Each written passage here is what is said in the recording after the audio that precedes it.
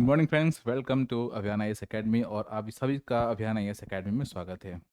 और आज हम शुरू करेंगे 18, 15, 17 का रिपोर्ट, क्योंकि पहले क्लासेस में मैंने आपको बताया था कि क्या क्या इकोनॉमिक डेवलपमेंट हुए थे और क्या क्या कॉजेस हुए थे, क्या क्या चेंजेस हुए थे। ठीक है, उस चेंजेस को हम इसके बाद हम स्टार्ट करेंगे 18, 15, 7 से, क्योंकि आने वाले जो एग्ज़ाम्स हैं, कुछ एग्ज़ाम्स हैं, ठीक है, जैसे यूपी पीटी है, चाहे नेट का है, चाहे यूपीएससी का, चाहे स्टेट जो भी स्टेट एग्ज़ाम होने वाले हैं या वनडे एग्ज़ाम होने, तो 18, 57 से क्वेश्चंस आता है। ठीक है, और इस टाइम क्वेश्चंस का जो पूछने का जो ट्रेंड है ना, वो काफ़ी चेंजेस कर दिया गया है। पहले क्या होता था कि नॉर्मली क्वेश्चंस पूछा जाता था, बट अभी क्या थोड़ा सा डीपली पूछा जा रहा है। क्वेश्चन का बिल्कुल पैटर्न चेंज करने जा मतलब सारे जो एग्ज़ाम कंडक्ट कराती है, वो सारे के सारे क्वेश्चन पूछने का जो ट्रेंड है, उसको उन्होंने चेंज कर दिया है। ठीक है, अब 18, 15, 7 को हम आराम से समझेंगे क्या क्या कॉजेस थे, अगर 18, 15, 17 का रिवोल्ट हुआ तो क्यों हुआ। ठीक है, प्लस जो पीटी से क्वेश्चंस पूछे जाते हैं, जो अब तक पूछे गए हैं या पूछने के चांसेस हैं, उसको भी हम नोट डाउन करेंगे और समझेंगे। ठीक है, ये क्या क्या हुआ था, क्या क्यों ऐसा हुआ, तो क्यों इसका फेल क्यों हुआ। ठीक है, होता है ना कि 1857 की क्रांति फेल क्यों हो गई। ठीक है, मतलब असफल क्यों हो गई। तो हम शुरू करेंगे 18, 15, 7 के एक एक पॉइंट से। ठीक है, अब देखो 18, 15, 7 का जो रिवोल्ट हुआ था। ठीक है, अब कुछ लोग बोलते कुछ क्वेश्चंस अगर पीटी से क्वेश्चंस पूछता है, ठीक है, कि 1857 की क्रांति का प्रतीक क्या था। ठीक है, कैसे एक दूसरे से अपनी बात करते थे। ठीक है, तो कमल का फूल और रोटी से वो क्या करते थे, ये लोग एक दूसरे तक अपनी बात प्रयोग भेजते थे। और क्या करते थे, हरे झंडे का हरे झंडे का वो लोग क्या करते थे, प्रयोग करते थे, क्योंकि उस टाइम भारत का झंडा अभी तो कोई था बना था नहीं, इसलिए वो क्या करते थे, हरे झंडे का प्रयोग करते थे। दूसरा क्वेश्चन पूछता है, जो इस टाइम एग्जाम के ट्रेंड्स हैं, कि इसकी योजना किसने बनाई थी। ठीक है, क्वेश्चन पूछता है कि 1857 की क्रांति की योजना किसने बनाई थी। ठीक है, अब देखो यहाँ पे क्वेश्चन थोड़ा सा नया नया मिलता है, क्योंकि अभी तक क्वेश्चंस क्या पूछ रहा था कि मेरठ से किसने किया था, या इलाहाबाद से कौन कौन था, झांसी से कौन था, बिहार से कौन था। ठीक है, तो दिल्ली से कौन था। तो ये सारी चीज़, लेकिन अब क्या करा, थोड़ा सा डीपली पूछा, क्योंकि 1857 का जो रिवोल्ट हुआ था अभी हाल ही में चर्चा में था। ठीक है, क्योंकि हरियाणा गवर्नमेंट ने क्या किया कि अम्बाला में जो शहीद हुए हैं लोग, जिनका नाम अभी तक नहीं पता है किसी को, उनके नाम 1857 के नाम पे एक संग्रहालय बना रही है। ठीक है, और वहाँ पे एक केसी साहब थे, उन्होंने कहा कि भैया 1857 की जो क्रांति हुई थी, वो मेरठ से ना होके, वो कहाँ से शुरू हुई, मेरठ से ना शुरू, कहाँ शुरू हुई थी, अम्बाला से। ठीक है, तो हर राइटर अपने अपने हिसाब से कुछ कुछ को राइटर कुछ अलग कॉज अलग बताता है, कुछ कोई अलग बताता है। ठीक है, लेकिन जो हमारे इंडियन गवर्नमेंट के थे इतिहासकार, ठीक है, सुंदरलाल सेन, ध्यान देना, सुंदरलाल सेन कौन, सुंदर लाल सेन, ये गवर्नमेंट के इतिहासकार थे। ठीक है, गवर्नमेंट हिस्टोरियन थे। ये क्या कहते हैं कि जो 1857 की जो क्रांति थी, उसका जो प्लान किया गया था, उसकी योजना जो बनाई गई थी, किसने बनाई थी, नाना साहब। ठीक है, कौन बनाया था, सुंदरलाल सेन के अनुसार नाना साहब, या इनको धंधु पंत भी बोलते हैं। ठीक है, नाना साहब और कौन थे, अजीमुल्ला खां। कौन थे, अजीमुल्ला, नाना साहब और अजीमुल्ला, हाँ, ये दो लोग थे जिन्होंने योजना बनाई थी। अभी तक जो क्वेश्चंस पूछे गए हैं, लेकिन अब एक क्वेश्चंस इसमें और बन जा रहा है कि तीसरा एक नाम और था। ठीक है, तीसरा नाम क्या था कि रणोजी बापू। कौन थे, रणोजी, रणोजी बापू। इन्होंने, अब अजीमुल्ला साहब गए थे उनसे लंदन में मिलने, क्योंकि ये क्या किस रियासत से संबंधित रखते थे, सतारा के जो राजा थे उनके निकटवर्ती थे रणोजी बापू, क्योंकि सब कोई प्रॉब्लम्स में था, लेकिन कोई खड़ा होने फ्रंट बैक पे कोई आना नहीं चाहता, तो कोई खड़ा नहीं होना चाहता था, क्योंकि सोर्स कोई मतलब बेस नहीं मिल रहा था। ठीक है, तो इन्होंने योजना बनाई कि हम कैसे कैसे करेंगे, और योजना बना के इन्होंने डेट क्या रखी थी, 31 मई। किसी बुक में 30 लिखता, किसी बुक में 31 लिखता था। ठीक है, इन्होंने जो योजना बनाई थी, कहाँ बनाई थी, क्वेश्चन पूछता है, नेक्स्ट क्वेश्चन पूछता है कि इन्होंने जो 1857 की क्रांति की जो योजना बनाई थी, कहाँ पे बनाई थी, तो इन्होंने बिठूर, कहाँ पे, बिठूर में। बिठूर कहाँ है, कानपुर में। बिठूर कहाँ है, कानपुर में। उन्होंने क्या किया, बिठूर में बैठ के उन्होंने योजना बनाई और योजना की डेट क्या फिक्स की, 31 मई 1857 कि 31 मई 1857 की हम एक क्रांति की शुरुआत करेंगे। और अजमुल्ला साहब ने क्या बोला था कि हम इसके मालिक हिंदुस्तान हमारा है, पाक वतन है कौम का जन्नत से भी हमें प्यारा है। कभी कभी ये कोटेशन भी दे देता कि किसने कहा था, ये अजमुल्ला साहब ने कहा था। ठीक है, नेक्स्ट क्वेश्चन इससे बनता है पीटी के लिए, ठीक है, जो वनडे एग्जाम होते हैं, कि 1857 की क्रांति के समय पीएम कौन था, ब्रिटेन का पीएम कौन था, तो कौन था, पामस्टन था। कौन था, पामस्टन था। ठीक है, दूसरा क्वेश्चन बनता है यहीं से कि उस टाइम गवर्नर जनरल कौन था। ठीक है, तो गवर्नर जनरल कौन था, कैनिंग था। ठीक है, तीसरा क्वेश्चन बनता है कि सम्राट कौन था, तो सबको पता है कि सम्राट कौन था, बहादुर शाह जफर। ठीक है, फिर एक क्वेश्चन बनता है कि 1857 की क्रांति का राजनीतिक एजेंट कौन था। क्या था, राजनीतिक एजेंट, पॉलिटिकल एजेंट कौन था। ठीक है, तो पॉलिटिकल एजेंट कौन था, क्या था नाम उसका, साइमन फ्रेजर। साइमन फ्रेजर कौन था, उसका पॉलिटिकल एजेंट था। ठीक है, दूसरा नेक्स्ट क्वेश्चन बनता है कि कौन सा ऐसा पत्र, कौन पत्रकार था। ठीक है, दो लोग का नाम आता है, अगर इंडियन में पूछे, ठीक है, तो मिर्जा गालिब साहब थे जिन्होंने इसका सजीव वर्णन वर्णन किया था।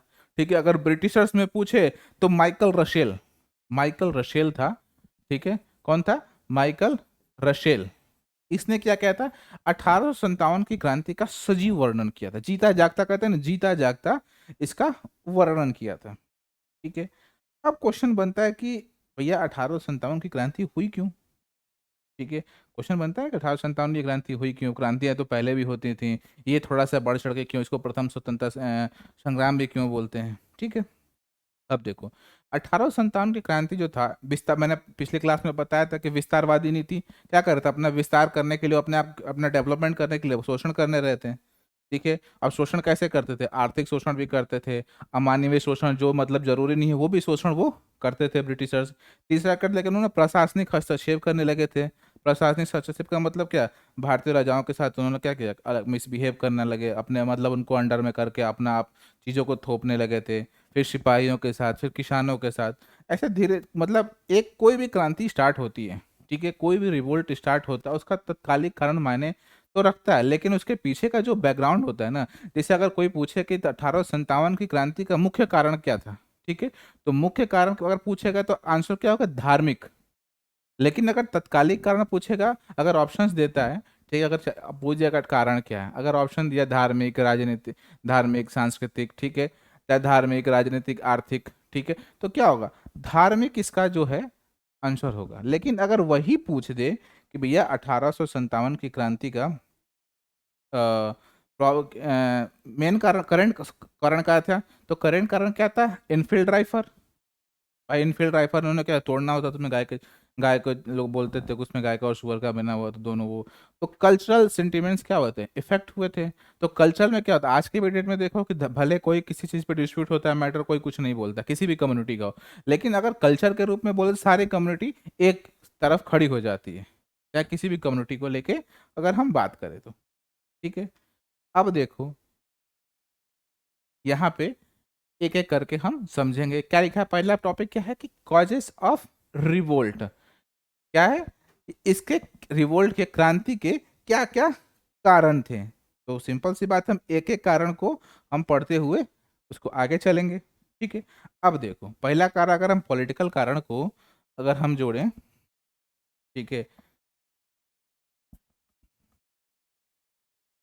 पॉलिटिकल कारण को अगर हम देखते हैं कि भैया पॉलिटिकल क्या मतलब, राजनीतिक कारण क्या था 1857 की क्रांति का। ठीक है, राजनीतिक कारण क्या था इसका। ठीक है, पहला कारण क्या था, मुगल सम्राट का, मुगल एम्पायर का डिक्लाइन होना, मुगल एम्पायर का डिक्लाइन होना। अब देखो मुगल एम्पायर का डिक्लाइन, उनका नुकसान क्या, अब सिंपल सी बात है, लोगों का किसके प्रति समर्पित थे, अपने राजा के प्रति समर्पित होते थे। ठीक है, भाई कोई कुछ भी करे, लेकिन हम किसके प्रति समर्पित, अपने राजा के प्रति, चाहे उसकी जो भी पॉलिसी हो। ठीक है, अब इसमें हस्तक्षेप क्या हो गया, ऑकलैंड जो था, ठीक है, अगर पॉलिटिकल में, राजनीतिक में मुगल सम्राट का क्या हुआ, ह्रास हुआ। ठीक है। तो इसमें सबसे पहला ह्रास होने में कारण है ऑकलैंड का। ठीक है। अब ऑकलैंड भाई साहब ने क्या किया कि जो खिल्लत देना होता है, ठीक है, दरबार लगाना होता है, दीवाने आम, दीवाने खास, इसको लगाने पर ना उसने रोक लगा दी। ठीक है। अब देखो, अब अगर मान लो कि चलो कोई मिल रहा, कोई राजा है, ठीक है, मान लो ये राजा है और ये बहुत सारी प्रजा है। अब अपनी प्रजा अपनी कोई प्रॉब्लम लेके जा रही है कि हाँ महाराजा साहब ये प्रॉब्लम्स है, ठीक है, या कुछ भी चीज़ होना हो, दरबार लग रहा है, चाहे कोई उपहार देना है, चाहे कोई अकाल पड़ गया, कहीं कोई प्रॉब्लम हो गई, तो उस टाइम के राजा क्या करते थे, सपोर्ट करते थे किसानों का, चाहे जो भी उनके पास जाता था तो उनका क्या करते थे, सपोर्ट करते थे, डायरेक्टली इनडायरेक्टली जैसे भी वो सपोर्ट करते थे। ठीक है। अब मान के चलो अगर उसी पे रोक लगा देंगे तो क्या होगा, एक गैप हो जाएगा। भाई राजा इधर चला गया और पब्लिक इधर चले गए, बीच में कौन था, ब्रिटिशर्स थे। ना ये इधर आ सकते थे ना इधर जा सकता था, ना राजा इधर आ सकता था ना इधर आ सकता था। तो भाई जब मिलेंगे नहीं लोग, इसको समझेंगे नहीं, तो क्या हो, धीरे धीरे लोगों में एक विद्वेष, अरे हमारे राजा के साथ ही ऐसा कर तो हम कैसे कर सकते हैं। मन में क्या होता है, साइकोलॉजिकल एक डर हो जाता है ना, कि अरे वो तो बड़े हैं, अगर वही पीछे हो जाएंगे तो हम कैसे कर पाएंगे। ठीक है। दूसरा क्या हुआ, डलहौजी जो था, ऑकलैंड के बाद डलहौजी ने कहा कि लाल किले से भाई क्या कि भैया तुम लाल किले छोड़ के चले जाओ। ठीक है। डलहौजी ने कहा क्या, कि रेड फोर्ट छोड़ के तुम चले जाओ। ठीक है। तीसरा कारण क्या होता है, वेलेजली की जो क्या क्या थी, सहायक संधि। ठीक है। अब सहायक संधि मैंने पहले भी बताया था कि सहायक संधि क्या थे, कि जो उस टाइम फ्रांसीसी भी बहुत सारे आ रहे थे। ठीक है। तो कंपनी क्या अपने आप को सुपीरियर दिखाने के लिए, सुप्रीम पावर बनने के लिए उसने क्या किया था, और फ्रांसीसियों को प्रभाव को कम करने के लिए उन्होंने क्या किया, सहायक संधि का, तीसरा क्या हो जाएगा, सहायक संधि, सहायक संधि का उसने प्रयोग किया था। ठीक है। अब सहायक संधि के लिए उन्होंने क्या किया, अवध को, अवध हो गया, पेशवा हो गया, ठीक है, मैसूर हो गया, तंजौर हो गया, ठीक है, बरार हो गए, बरार के जो भोसले थे वो हो गए, ठीक है, ग्वालियर हो गया, जोधपुर हो गया, बूंदी हो गया, इनको क्या किया, अपने अंडर में मिला लिया। जब मिला लोगे तो क्या होगा, धीरे धीरे वो सारी चीज़ें, उनकी जो फ्रीडम थी वो ब्लॉक हो गई। ठीक है।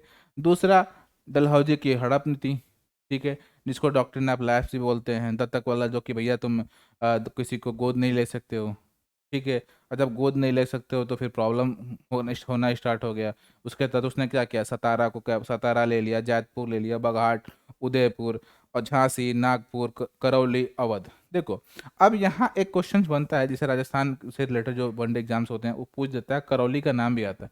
ध्यान देना यहाँ पे, करौली जो है, करौली जो है, ये क्या होता है, डॉक्ट्रिन ऑफ लैप्स के तहत इसको कब्जा किया गया था, लेकिन बोर्ड ऑफ डायरेक्टर ने इसको मना कर दिया था, इसलिए इसका डॉक्ट्रिन ऑफ लैप्स इस पे लागू, मतलब हड़प नीति इस पे लागू नहीं हुई थी। क्वेश्चंस पूछता है। ठीक है। तो ये चीज़ें ध्यान रखना। ठीक है। अब अवध, अवध से लोग के सेंटीमेंट, अवध से ज़्यादा क्या थे, सिपाही थे। अवध को कुप्रशासन के उसमें ले लिया कि भैया तुम रूल नहीं कर पा रहे हो तो भैया तुम निकल चलो। ठीक है। अब देखो, नेक्स्ट क्या हो गया कि जो पेशवा के जो पुत्र थे, ठीक है, बाजीराव सेकंड का जो दत्तक पुत्र थे, नाना साहब, उनको कहा कि भैया तुम निकल चलो यहाँ से। उनकी सारी जो फ्रीडम थी, पावर थी, सारा उनको हटाकर उनको कानपुर ढकेल दिया।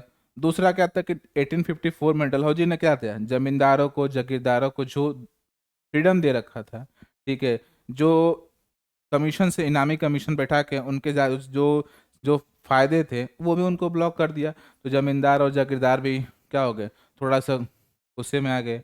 ठीक है। इसके बाद क्या किया, जो राजा और नवाब थे, जो उनको उपाधियां दी जाती थी, ठीक है, जो राजकीय उपाधि दी जाती, जैसे कर्नाटक के और तंजौर में राजाओं को क्या दिया था, राजकीय उपाधि दी जाती थी। अब राजकीय उपाधियों को भी ब्लॉक करने लगे। ठीक है। तो ये कारण बने किसके लिए, 1857 की, ये राजनीतिक कारण थे। ठीक है। क्या क्या था, मुगल सम्राट का ह्रास होना, दूसरा डलहौजी की हड़प नीति, और सहायक संधि वेलेजली की। तो ये सब सारी चीजें क्या हुई, क्या कारण बनी, इसकी राजनीतिक कारण बनी 1857 की क्रांति के। ठीक है। आगे चलते हैं। दूसरा क्या है कि एडमिनिस्ट्रेटिव कॉजेस, यानी प्रशासनिक क्या इम्पैक्ट पड़ा, 1800 का कारण पड़ा, जो 1857 की क्रांति में एक रोल होता है। ठीक है। देखो, पॉलिटिकल हो गया। दूसरा क्या है, एडमिनिस्ट्रेटिव। ठीक है। अब देखो, एडमिनिस्ट्रेटिव में क्या था कि बहुत सारे, जब व्यापार, कंपनी क्या थी, व्यापार करना चाहती थी, तो जहाँ व्यापार होगा, ठीक है। अब ब्रिटिशर्स क्या करते थे, निजी व्यापार भी करते थे, तो करप्शन बढ़ने लगा। ठीक है, वो करप्शन आज भी विद्यमान है। ठीक है, अब जिसे कहा जाता था कि एडमिनिस्ट्रेटिव पावर में कि जो इंडियंस थे वो सूबेदार के पोस्ट से ऊपर जा ही नहीं सकते, चाहे कितना भी कुछ कर ले। ठीक है, लेकिन वहीं पे अगर कृष्णटी ज्वाइन कर लेते तो क्या हम तुमको प्रमोशन भी देंगे। ठीक है। दूसरा उन्होंने क्या किया, न्याय के क्षेत्र में क्या किया, न्याय के क्षेत्र में भी डेवलपमेंट किया कि भैया न्याय पहला क्या किया, जो भ्रष्टाचार था एडमिनिस्ट्रेटिव में, जो भ्रष्टाचार था, सबसे ज़्यादा भ्रष्टाचार किस में था, पुलिस में, प्रशासन में। दूसरा था न्याय व्यवस्था में क्या करते थे कि जो ब्रिटिश इंडियन जज हुआ करते थे उनको वो सजा नहीं सुना सकते ब्रिटिशर्स को। क्यों? क्योंकि उनको लगता था अगर ये इंडियंस हैं, वो हे दृष्टि से क्या करते थे, हे दृष्टि से देखते थे कि भैया वो सजा सुनाएंगे हम उनको मानेंगे ही नहीं, वो कुछ भी करे। तो क्या होता था, एक मन में आता है ना छोड़ के, यार हम भी जज हैं, सामने वाला भी जज है, वो भी वही लॉ पढ़ा, हम भी वही लॉ पढ़ा, लेकिन हम वो कुछ भी हमारे इंडियंस को सुना सकता है। ठीक है, बट हम उनके ब्रिटिशर्स को नहीं सुना सकते हैं। ठीक है। तीसरा क्या हो गया कि यहाँ पे जो उन्होंने प्रशासन में क्या किया कि धर्म को प्रायोरिटी दी। ठीक है, योग्यता को यहाँ पे जब भर्ती होता था चाहे प्रमोशन होता था, तो यहाँ क्या क्या धर्म को प्रायोरिटी दी, ना कि योग्यता को। अब धर्म के प्रायोरिटी के देने का मतलब क्या कि भाई क्रिश्चियनिटी आ चुकी थी। ठीक है, अब क्रिश्चियनिटी को भाई डेवलप करना है, तो उन्होंने क्या कहा, भैया आप क्रिश्चियनिटी ज्वाइन करो, हम आपको क्या देंगे, प्रमोशन देंगे। अब लोगों में डर था, कह रहे प्रमोशन, हम अगर क्रिश्चियनिटी ज्वाइन करते हैं तो हमारी जो पैतृक संपत्ति है, कहीं पैतृक संपत्ति हमसे ना निकल जाए।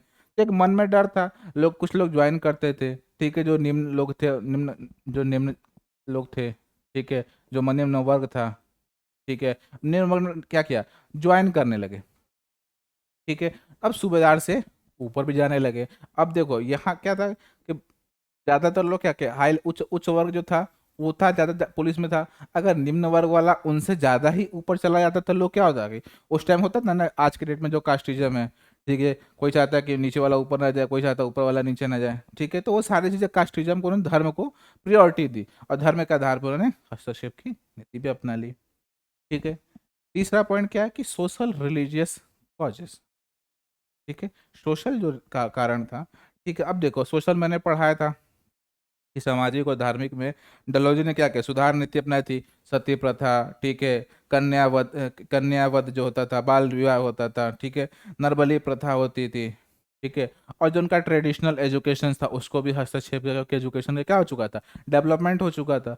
तो जो पंडित जी लोग थे, मौलवी साहब लोग थे, वो क्या करते थे, वो उनकी जो विचारधाराएं थी कोलैप्स कर, मतलब डिस्प्यूट का कारण बनी। कह रही है तो मेरे भी मतलब हमारे कल्चर में इंटरफेयर कर रहा है, हम नहीं चाहते। क्या होता कि विद उस टाइम मैंने बताया था ना कि जो गाना था, पोहरे ने खिलाया फूल फूल तो ले गया, उसमें क्या होता है, विधवा होती है तो समाज से बिल्कुल कट कर दिया जाता था कि भाई विधवा होगी ना, किसी से ना अच्छे खाना खा सकती है, ना अच्छे कपड़े पहन सकती है।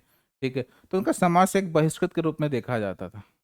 ठीक है, तो महिलाओं के साथ भी प्रॉब्लम्स थी कि वो ऐसा प्रॉब्लम लड़कियां कोई नहीं चाहता था, तो वो क्या करते थे, डिस्प्यूटेड का पॉइंट बना, क्योंकि जो पंडित जी लोग थे कि शास्त्रगत है, मौलवी साहब शास्त्र मतलब चीज़ों कुरान में लिखा हुआ, तो क्या करते थे, ये चीज़ें प्रॉब्लम क्रिएट की। ठीक है, तो उन्होंने उसको चुनौती स्वीकार की। ठीक है। दूसरा 1813 के चार्टर के तहत ईसाई मिशनरी आ गए थे, धर्मांतरण को प्रोत्साहन देने, और किसको पकड़ती थी, जो बेरोजगार होते थे, जो विधवा होते थे, जो जनजातियां होती थी।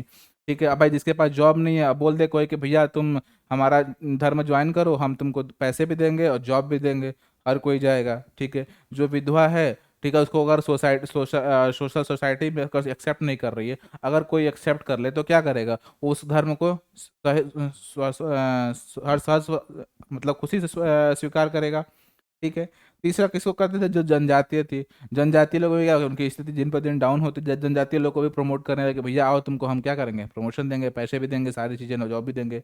जो अनाथ बच्चे थे, जिनका कोई नहीं था, उनको मतलब जो समाज बहिष्कृत करता था ना, वो उसको स्वीकार करके उसको अपना धर्म बना लेते थे। और उससे क्या करते, धर्म का प्रसार भी हो जाता था उनका और लोगों में सेंटिमेंटल इमोशन जो होते थे, करे भारतीय है, तो क्या होता था, एक सेंटिमेंटल भी जुड़ जाता था और वो अपना काम आसानी से करवा लेते थे। ठीक है। अब देखो एक लेक्स लोकी रूल आया। ठीक है, जिसमें पैतृक संपत्ति को हम दे नहीं सकते, तो उसी जो ज्वाइन भी कर लोगे तो कोई बात नहीं, लेक्स लोकी कानून में आया कि भैया तुमको पैतृक संपत्ति मिलेगी, तुम चाहे ज्वाइन कर सकते हो। ठीक है। तो यहाँ पे और दूसरा क्या हुआ, परंपरागत जो एजुकेशन था, ट्रेडिशनल एजुकेशन था। अब देखो स्टार्टिंग में भारत में कैसे एजुकेशन होते थे, अगर हम देखें एजुकेशन अगर देखें तो क्या होता था, हिंदुइज्म और मुस्लिम्स। हिंदुइज्म क्या करते थे, मठ हो गया, ठीक है, गुरुकुल हो गया, गुरुकुल बेस्ड बेसिकली, और ये मदरसा बेस्ड था, ठीक है। तो ये जो ट्रेडिशनल एजुकेशन था ना, एजुकेशन का जब डेवलपमेंट होता है तो ट्रेडिशनल एजुकेशन भी खत्म हो गया। तो ये जो सोशियो रिलीजियस कारण में ये सारी चीज़ें आएंगी, ठीक है। इसके बाद आते हैं इकोनॉमिक कॉज, ठीक है। फिर इसको देखेंगे इन्फ्लुएंस ऑफ साइड इफेक्ट, ठीक है। इकोनॉमिक कॉज में क्या आ जाएगा, देखो इकोनॉमिक कॉज में सबसे पहला आ जाएगा लैंड रिफॉर्म, क्योंकि भारत एक कृषि प्रधान देश था। अब कृषि प्रधान देश था, क्या करते थे, उन्होंने लैंड रिफॉर्म करने लगे, परमानेंट सेटलमेंट आ गया, रैयतवाड़ी आ गई, महालवाड़ी, ये सब सारी चीज़ें आ गई। दूसरा जो हथकरघा उद्योग था, दस्तकारी उद्योग था, ठीक है, ये भी डाउन होने लगा। कृषि का क्या करना, वाणिज्यीकरण करना, मतलब डेवलपमेंट का अपने हिसाब से वो लोग चेंजेस करना, अपने हिसाब से वो टैक्स से ले रहे हैं।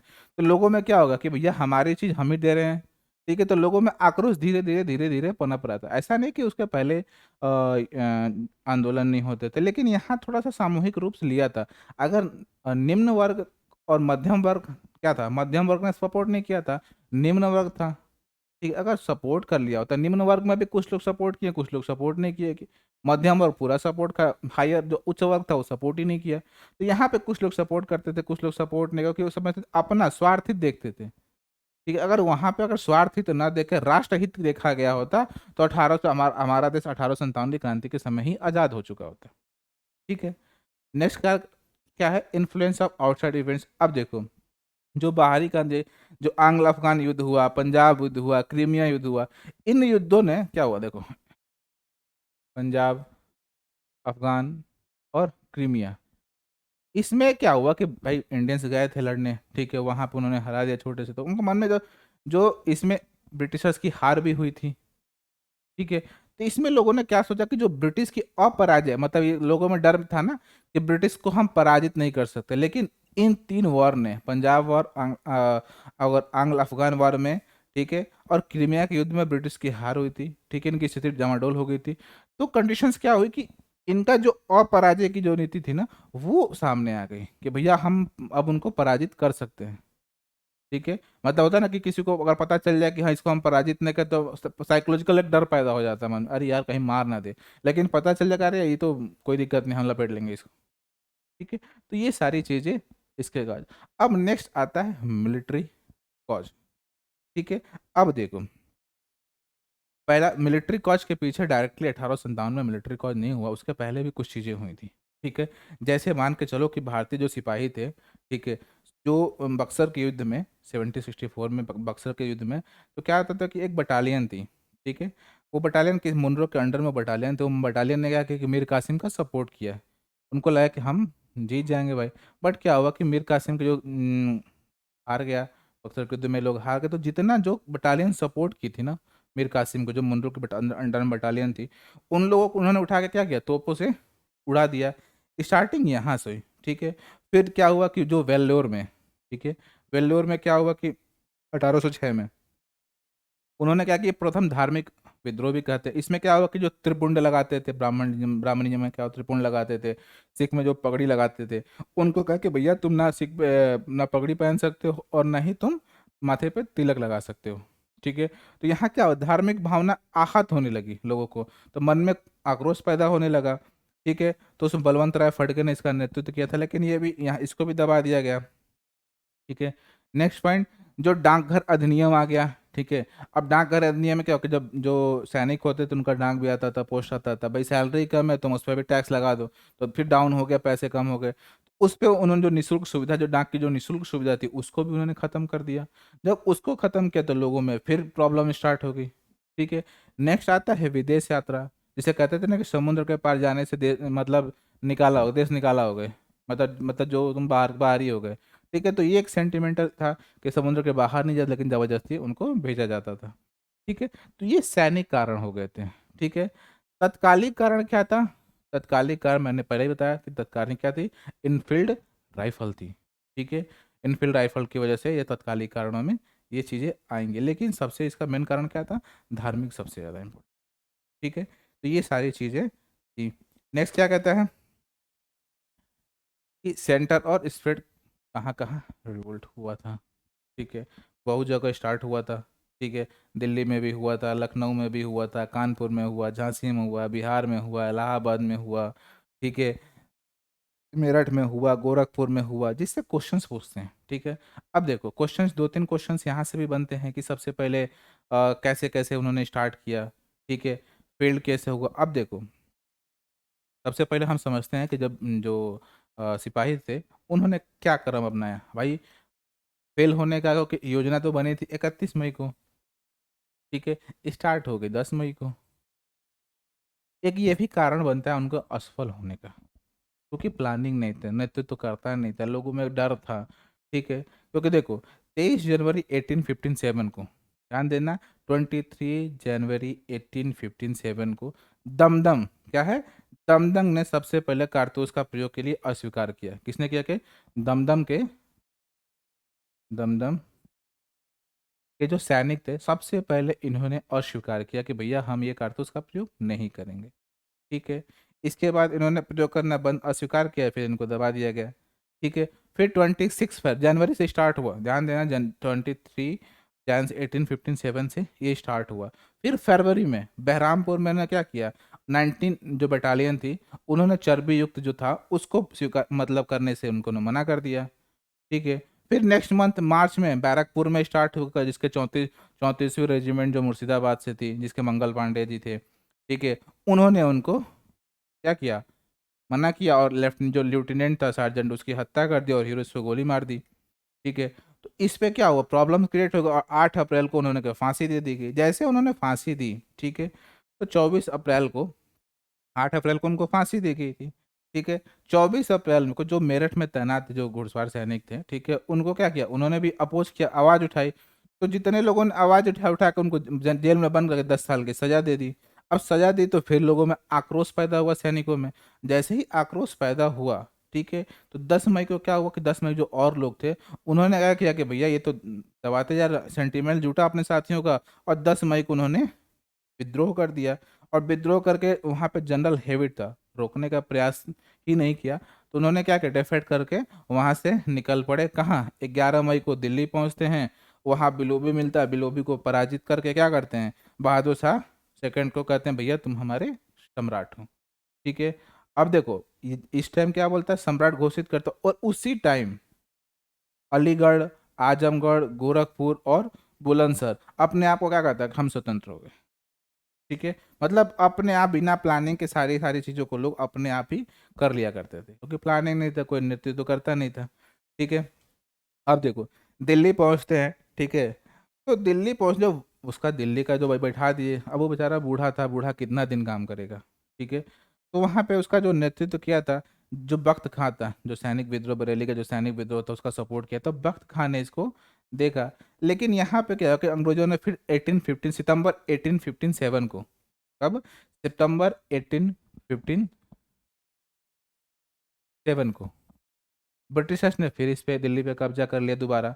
ठीक है, निकोलसन था, हडसन था, और कौन था, लॉरेंस। ध्यान देना, निकोलसन मारा गया था, और जो हडसन था, उन्होंने क्या किया, इसको गिरफ्तार, बहादुर शाह सेकंड को गिरफ्तार किया, गिरफ्तार करके इसको रंगून भेज दिया, वही रंगून में ये एक्सपायर हो गए। ठीक है, तो दिल्ली में ये सारी चीज़ें हुई थी। ठीक है, अब दिल्ली के बाद लखनऊ में क्या क्या चीज़ था भाई। लखनऊ के नवाब कौन थे, वाजिद अली शाह। और वाजिद अली शाह, लखनऊ के नवाब कौन थे, वाजिद अली शाह, वाजिद अली शाह, लखनऊ के नवाब वाजिद अली शाह। अब इनको कुप्रशासन के आधार पे क्या है, गद्दी से हटा दिया गया। अब देखो जैसे इनको गद्दी से हटाया गया, तो यहाँ पे अवध तो क्या कहा जाता था कि सैनिकों की पौधशाला। भाई आप किसी तुम्हारे राजा को जबरदस्ती हटा दे, तो लोगों में क्या होगा, एक आक्रोश पैदा हो गया। तो यहाँ पे जैसे ही उनको हटाया गया, वहाँ पे दो लोग फिर से खड़े हुए, कौन कौन, मौलवी अहमदुल्ला। ठीक है, कहाँ से खड़ा हुए थे, फैजाबाद से। और नाना साहब अजमुल्ला, ये दोनों लोग पहुँच गए लखनऊ। 30 मई को ये लोग लखनऊ पहुँचते हैं। दोनों लोग अलग अलग तरीके से, कोई यूनिटी नहीं थी, ठीक है, अलग अलग सब कोई अपना अपना कर रहा था, ठीक है। अहमदुल्ला साहब थे, उन्होंने क्या कहते, बेसिकली वो कर्नाटक के, तमिलनाडु के थे, ठीक है। उन्होंने क्या किया, आगे बढ़ा, उन्होंने एक नारा दिया कि सारे काफिरों के विरुद्ध खड़े हो जाओ, भारत से इनको बाहर, जिहाद का नारा दिया था, ठीक है। सबसे पहले जिहाद का उन्होंने 1857 में अहमदुल्ला साहब ने जिहाद का नारा दिया कि काफिरों को बाहर निकालो, जिहाद का नारा दिया कि काफिरों को बाहर निकालो। लेकिन क्या हुआ, और उन्होंने क्या किया, नाना साहब और अजीमुल्ला ने क्या किया, ध्यान देना, अजीमुल्ला और अहमद उल्ला साहब दोनों अलग अलग हैं, क्या है, दोनों अलग अलग हैं, ठीक है। अब देखो उन्होंने क्या किया कि 4 जून को जो बेगम हजरत महल थी, उनकी सेकंड पत्नी थी, वाजिद अली शाह की, ठीक है, वाजिद अली शाह की सेकंड पत्नी थी, उन्होंने क्या किया, फिर आके खड़ी हो गई कि भैया हम अपने बच्चे को, जो छोटा सा बच्चा था वजीर कादिस को, नवाब घोषित करके और लड़ना स्टार्ट की। जब वो लड़ना स्टार्ट की तो भाई कैंपेबल जो था, उनको गोरखा रेजिमेंट को बुला के उनको फिर उसको दबा देता है, जो विद्रोह हुआ होता है, और हजरत महल कहाँ चले जाते हैं, नेपाल भाग जाती हैं। जब वो चली जाती हैं तो जो फैजाबाद से जो उल्ला शाह, अहमद उल्ला शाह थे, वो लखनऊ हाथ से तो निकल गया भाई, कब्जा हो गया। फिर तो उन्होंने क्या, गुरिल्ला युद्ध करना स्टार्ट कर देते हैं। जैसे वो गुरिल्ला युद्ध स्टार्ट करते हैं तो भाई प्रॉब्लम्स तो आती थी, मार देते थे, ठीक है। लेकिन पवैया के जो राजा थे, ठीक है, पवैया के राजा ने उनके साथ विश्वासघात किया और उनको भी निपटवा दिया, ठीक है। तीसरा आप चलते हैं कानपुर, ठीक है। अब देखो कानपुर में क्या था भाई, अंतिम पेशवा थे बाजीराव सेकंड, उनके दत्तक पुत्र थे नाना साहब। इन्होंने कंपनी ने महल और सारी चीज़ें को हटा दिए, ये घूमते फिरते अपना चले पड़े। लेकिन जब 1857 की क्रांति हुई तो मन में एक डर था ना कि अगर फिर से मुगल्स आ गए तो फिर क्या होगा, ठीक है, फिर हमसे कब्जा करेंगे, क्योंकि मराठा और मुगल्स और ब्रिटिश में क्या था, हमेशा कुछ ना कुछ कॉन्फ्लिक्ट होते रहते थे, ठीक है। तो इन्होंने क्या किया, स्वयं को ही क्या किया, गवर्नर मुगल का क्या कर लिया कि मैं मुगल का गवर्नर हूँ, और अपने आप को मान्यता दे दी, ठीक है। और उनके सहयोगी कौन थे, तात्या टोपे, रामचंद्र पांडुरंग थे, ठीक है। ध्यान देना कि तात्या टोपे को, रामचंद्र पांडुरंग को इटली का गेरी बेल्ट भी बोलते हैं, इटली का गेरी बेल्ट भी बोलते हैं, ठीक है। अब देखो इसको भी कैंपेबल ने कब्जा कर लिया था, लेकिन इनके साथ हुआ क्या, ठीक है। अब देखो वहाँ पे जब युद्ध हुआ था तो वहाँ पे ब्रिटिशर्स थे, उन्होंने बोला कि भैया हमें निकाल दो, हम निकल जाएंगे। तो जो जनरल सर हिलर था, ठीक है, उन्होंने कहा कि भैया हमें सुरक्षा, हमें यहाँ से जाने दो। लेकिन सती चौरा घाट पे क्या हुआ, किसी ने उनको मार दिया, और मार के ब्लेम किस पे आ गया था, नाना साहब पे। अब नाना साहब पे ब्लेम आया तो भाई जो सेंटिमेंट्स थे ब्रिटिशर्स के वो बढ़ गए, फिर उनको कैंपेबल को भेजा कि जाओ भैया उसको देखो, वो तो मार दिया, ठीक है। अब नाना साहब फिर वहाँ से निकल लिए, ठीक है। लेकिन जो तात्या टोपे थे वो क्या कहते, उनको जमींदार मान सिंह ने क्वेश्चन भी पूछता था कि टाटा टोपो किसने, जमींदार जो मान सिंह था, ठीक है, उनको विश्वासघात करके ग्वालियर में जाके फांसी दिलवा देता है, और वो फिर वो नेपाल निकल लेते हैं, ठीक है। नेक्स्ट क्या है, झांसी। अभी देखो झांसी में अभी तक क्या था कि झलकारी बाई का भी आप लोगों ने नाम सुना होगा, ठीक है, अभी हाल ही में चर्चा में थी झलकारी बाई, ठीक है। झलकारी बाई इसलिए इंपॉर्टेंट थी कि झलकारी बाई को उनका जुड़वा बहन कहा जाता था, ठीक है। सेम सेम दिखती थी झलकारी बाई और रानी लक्ष्मीबाई। रानी लक्ष्मीबाई कहाँ की थी, वाराणसी की थी। इनकी मृत्यु क्या हुई, ग्वालियर में हुई, ठीक है। इनका निक नेम क्या था, मणिकर्णिका या मनु, ठीक है। देखो अब ये गंगाधर राव की विधवा पत्नी थी लक्ष्मीबाई, अब इनको अपने बेटे को क्या कहते, दामोदर राव को कहेंगे भैया ये मेरा है।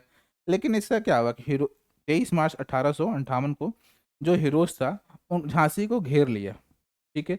8 दिन तक युद्ध चला, लेकिन कुछ जो देशद्रोही लोग थे, जो नहीं चाहते थे कि ये फ्रंट पे खड़ी हों, तो उन्होंने क्या, किले के अंदर से इनको घुसवा दिए, ठीक है। जब किले के अंदर अंदर वो एंट्री की, तो यहाँ पे झलकारी बाई का रोल हुआ, झलकारी बाई फ्रंट पे आके खड़ी हो गई, और किसी ने हमको समझ नहीं पाया कि झलकारी बाई लड़ रही हैं कि रानी लक्ष्मीबाई लड़ रही हैं, ठीक है।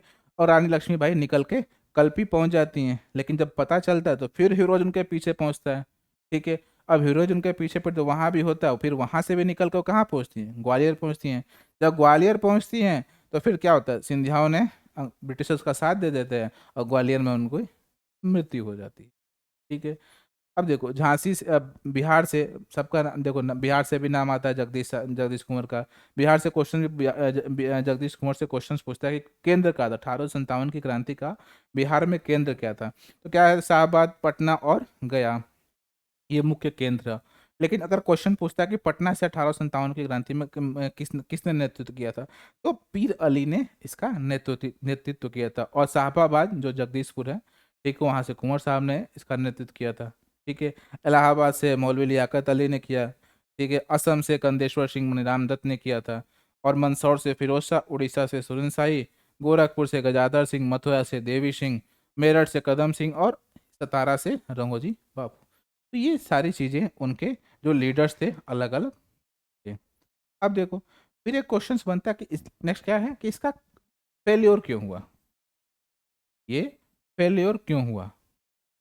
सिंपल सी बात है, सीमित स्वरूप था भाई। अपने बंगाल, पंजाब, उड़ीसा, दक्षिण भारत के जो फैला ही नहीं, सीमित था, जगह जगह के लोग थे। ठीक है, देसी जो नरेश थे, मतलब देसी जो राजा थे, सामंत थे, उन्होंने क्या किया, गद्दारी की उन्होंने क्या किया। जो पंजाब के सिख थे, कश्मीर के गुलाब सिंह थे, ग्वालियर के सिंधिया थे, इन्होंने क्या किया, किसका सपोर्ट किया था, इंडियंस का सपोर्ट ना करके ब्रिटिशर्स को सपोर्ट किया। ठीक है, दूसरा कारण क्या था कि जो नेतृत्व करता किसी भी क्रांति का, चाहे किसी भी रिवोल्यूशन का, क्या होता है, अगर हम नेता अगर सही हो तो किसी कम सिपाहियों में भी उस चीज को प्लानिंग के साथ जीता जा सकता है। लेकिन योग्य नेतृत्व नहीं था। ठीक है, नेक्स्ट क्या था, संगठन का अभाव था, संगठन भी नहीं था। ठीक है, और निश्चित उद्देश्य था। ठीक है, मतलब अपने लिए सीमित संसाधन तो था ही, जन समर्थन का क्या था, अभाव था, क्योंकि शिक्षित वर्ग के नेताओं ने, शिक्षित वर्ग के लोगों ने और कृषि वर्ग के लोगों ने इनको अपेक्षा उपेक्षा की थी। तो ये छोटी छोटी लोगों, अपने ही लोगों ने इनका सपोर्ट नहीं किया। लेकिन इसका इम्पैक्ट क्या पड़ा। ठीक है, इम्पैक्ट ये पड़ा कि भैया सिंपल सी बात है कि लोगों को समझ में आया, एकता, नेशनलिज्म, राष्ट्रीयता की भावना लोगों में जन्मी। क्यों जन्मे का कारण है कि लोगों को वास्तविक चेहरा पता चला कि अरे भाई, ब्रिटिशर्स आखिरी चाहते क्या हैं। कहते हैं ब्रिटिश आखिरी चाहते क्या। ठीक है, तो और देखो, अब जो चर्चा में था, हरियाणा को मैंने स्टार्टिंग बताया कि चर्चा में था, तो जो 1857 में की क्रांति को लेकर हरियाणा गवर्नमेंट ने क्या किया कि जो केसी यादव जी थे, कौन थे, केसी यादव, केसी यादव, इन्होंने कहा कि मेरठ में ना क्रांति शुरू होके अम्बाला से शुरू की। और इन्होंने कुछ नामों को रखा कि अहिरावल से रावतुल्ला राम जी थे, पलवल से गफूर अली थे, हसमुख राय थे, फरीदाबाद से धनु सिंह थे, और बल्लभगढ़ से नाहर सिंह ने भी, इन्होंने भी अपना योगदान दिया है 1857 की क्रांति में। ठीक है, अब नेक्स्ट क्या आता है कि चेंजेस क्या हुए 1857 के बाद, चेंजेस क्या आए कि 1857 की क्रांति के बाद एडमिनिस्ट्रेटिव चेंजेस क्या हुए। अब सिंपल सी बात है कि 1857 की क्रांति हुआ, अब उनके मन में एक डर हुआ, क्राउन के अंडर में चला गया। ठीक है, अब उस टाइम इंडस्ट्रियलाइजेशन भी चल रहा था, मार्केट भी था, ब्रिटेन के अलावा बहुत सारी जगहों पे क्या हो गया था, प्रसार हो गया था, यूरोप में, यूएसए में, जापान में इंडस्ट्रियलाइजेशन शुरू हो गया। अब उनको क्या चाहिए, मार्केट चाहिए था। अब मार्केट चाहिए तो अपना सामान क्या करोगे, तुम बांटोगे। अब यहाँ 1857 की क्रांति का युद्ध भी हो गया है और ब्रिटिशर्स का इन्वेस्टमेंट भी बहुत ज़्यादा है। तो यहाँ उन्होंने क्या किया, पॉलिसी पे काम करना स्टार्ट किया और मजबूत करना स्टार्ट किया। ठीक है, क्योंकि उनको ब्रिटेन की जो पूंजी थी, उन्होंने आर्थिक रूप से और क्या किया था, और राजनीतिक रूप से उनको खतरों से निपटना, अभी आर्थिक भी देखना है और राजनीतिक भी देखना है। उन्होंने क्या किया, 1858 का एक्ट आता है, उसमें क्या कहते हैं, सचिव का पद दे देते हैं, संसद का निर्माण हो जाता है। और फिर 1861 में क्या करते हैं, कैनिंग आता है, 2 लोग को शामिल, 3 लोग को शामिल करता है, किसको किसको, जो बनारस के राजा थे, पटियाला के राजा थे, और सर दिनकर राव थे, इन तीनों लोगों को क्या करता है, संसद में शामिल करता है। ठीक है, फिर 1817 में इन्होंने प्रांतीय वित्त को केंद्रीय वित्त से अलग करके फिर डेवलपमेंट कर देते हैं। मेओ आता है, उसने पुलिस में, जेल में, शिक्षा में, चिकित्सा में उन्होंने क्या करता है, डेवलपमेंट कर देता है। ठीक है, फिर 1882 में इन्होंने क्या किया, बजट पे, कार्यपालिका पे इन्होंने एक बात करने के लिए उन्हें बात करने लगता है।